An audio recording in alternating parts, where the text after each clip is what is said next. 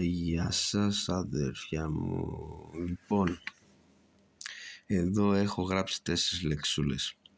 Αλήθεια, αγάπη, υπερηφάνεια, ψέμα.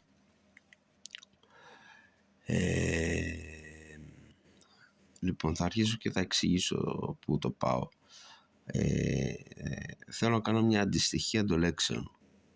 Η αλήθεια με την υπερηφάνεια δεν πάει. Η αλήθεια με το ψέμα δεν πάει. Αγάπη, υπερηφάνεια δεν πάει. Αγάπη, ψέμα δεν πάει. Αλήθεια, αγάπη πάει, θα πούμε τι γίνεται. Υπερηφάνεια, ψέμα πάει. Μαζί με αυτά βάλτε και όλες τις άλλες λέξεις που έχουν αλήθεια, αληθινός και όλα αυτά. Αγάπη, αγαπητός, αγαπημένος, αγαπώ. Υπερηφάνεια, υπερηφανευόμενος, κουτσομπόλης και ψέμα, ψεύτικο, ψεύτης, καταλάβατε τι εννοώ. Λοιπόν, η αλήθεια με την αγάπη μαζί μας βγάζει το Χριστό. Δηλαδή όταν είσαι αληθινός, εννοείται ότι θα αγαπάς και αληθινά και εννοείται ότι θα είσαι και σωστός, έτσι. Η υπερηφάνεια με το ψέμα, όταν ένας άνθρωπος έχει υπερηφάνεια ή ψέμα, να το πω και αλλιώς, ένας άνθρωπος είναι αληθινός. Για την αγάπη θα σας πω τώρα. Ένας άνθρωπος όταν είναι αληθινός, είναι αληθινός. Θα πει την αλήθεια, είναι αλήθεια, δείχνει ότι είναι ποιος, ότι αυτός είμαι. Η υπερηφάνεια αν την έχει κάποιος, εντάξει, και το ψέμα, συνήθως η υπερηφάνεια με το ψέμα δεν υπάρχει άνθρωπος που να μην τα έχει αυτά τα δύο. Μπορεί να έχει και λίγο αγάπη. Τέλος πάντων. Ωραία. Λοιπόν, η υπερηφάνεια και το ψέμα μας βγάζει το σατανά. Η αγάπη, θέλω, γι' αυτό άρχισα να μιλάω, που είπα θα σας εξηγήσω. Η αγάπη που λένε τώρα οι παπάδες, οι αιρετικοί, έτσι, και θα εξηγήσω. Η αγάπη μας πάει στην αίρεσης. Άρα αγάπη χωρίς αλήθεια δεν υφίσταται.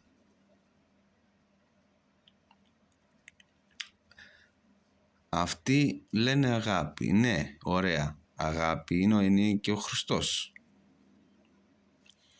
Αλλά γιατί δεν λέτε την αλήθεια? Δηλαδή σας λένε αγάπη. Αλλά αγάπη χωρίς αλήθεια είναι κοροϊδία. Δηλαδή πέφτουμε σαν πιο κάτω.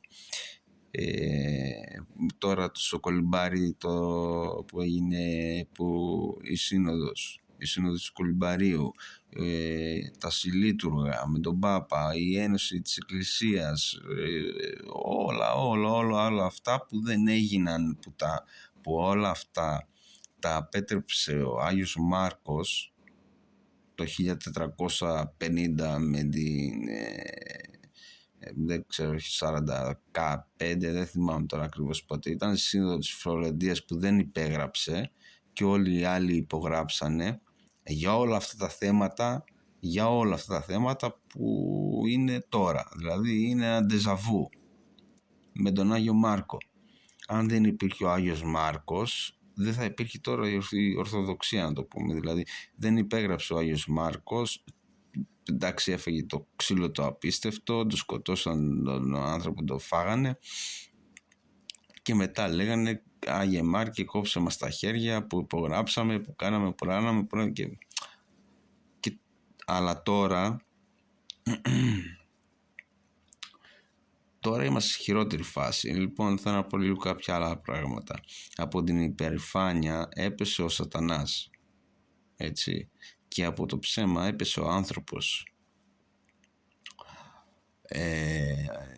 Ψέμα, δηλαδή όταν φώναξε ο Χριστός τον Αδάμ, ο Αδάμ δεν είπε να συγχώρεσέ μας Θεέ μου, είπε η γυναίκα που μου έδωσες φταίει, άρα πάρε τα και έφυγες κάτω κι εσύ.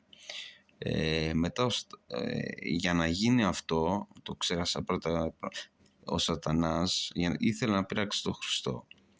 Τι μπορούσε να του κάνει, δεν μπορεί να το κάνει και πολλά πράγματα. Πού πονάει περισσότερο ο Χριστός? Στον άνθρωπο. Έτσι ο Σατανάς πείραξε με ψέμα τον άνθρωπο, έφαγε τον καρπό και όλα αυτά και τους ψέχει ότι θα γίνουν θεοί και όλα αυτά και μπλα μπλα μπλα μπλα μπλα μπλα, και έπεσε και ο άνθρωπος, ο Σατανάς δηλαδή χτύπησε το Χριστό μέσω του ψέματος, μέσω του ανθρώπου, δηλαδή για το δημιουργήμα το οποίο περισσότερο αγαπάει ο Χριστός τον άνθρωπο. Δηλαδή ο Χριστός αγαπάει τον άνθρωπο. Όσο και να δεν υπάρχει Θεό, ο Χριστός δεν είναι ούτε εκδικητής, ούτε τιμωρός, ούτε σταυρωτής, τίποτα. Όλα αυτά είναι αυτός εδώ ο Σατάν. Ωραία. Και να έχουμε συγχώρεση. Συγχώρεση είναι το παν. Λοιπόν, για την αίρεση πρέπει να διαβάσετε για τον Άγιο Μάρκο. Αν διαβάσετε για τον Άγιο Μάρκο, είναι 50 σελίδες ένα βιβλίο. Αν διαβάζετε για τον Άγιο Μάρκο, δηλαδή είναι ένα ντεζαβού. Ένα ντεζαβού, αλλά ένα πιο άσχημο ντεζαβού από εκείνο. Γιατί τώρα δεν υπάρχει επιστροφή. Δεν πρόκειται να γυρίσει πίσω κανένας. Ξανά, δεν πρόκειται. Δεν γίνεται τίποτα. Τώρα είμαστε στα χρόνια του Αντιχρίστου και πιστεύω και το 26 θα κάνουμε βουτιά μεγάλη μέσα. Να πω λίγο και για τα σχέδια που έχουν. Τέλος πάντων, μείνουμε εδώ πέρα τώρα, έτσι, πρώτο βίντεο.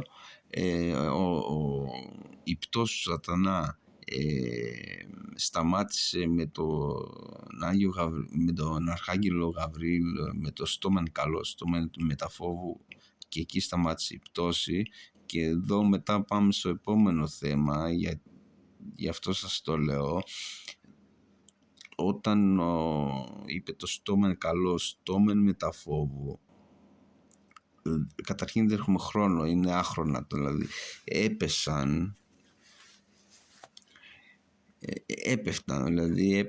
ο Σατάνας ήταν ο πρώτος που έπεσε, αλλά όταν είπε στόμεν καλό, στόμεν μεταφόβου, σταμάτησε η πτώση. Κάποιοι άγγελοι μείνανε στο διάστημα, κάποιοι άγγελοι μείνανε πιο κάτω, κάποιοι άγγελοι μείνανε στον ουρανό, κάποιοι άγγελοι μείνανε στα σύννεφα, κάποιοι άγγελοι μείνανε πιο πάνω, κάποιοι πάνω στη γη, κάποιοι κάτω από τη γη.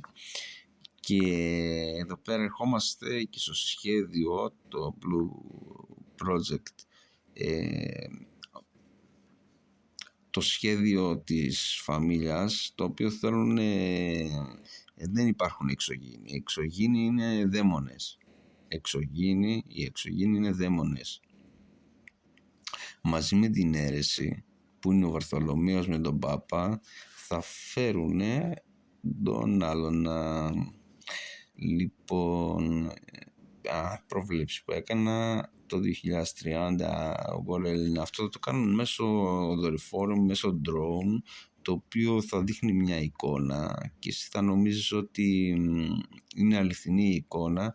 Το drone, αν η εικόνα είναι ένα διαστημόπλοιο, ξέρω εγώ, και πυροβολή, το drone, θα υπάρχουν χιλιάδες drone από πίσω από την εικόνα, σας περιγράφω έτσι, και θα ρίχνουν τα drone αντί και θα φαίνεται σαν να ρίχνει αυτό.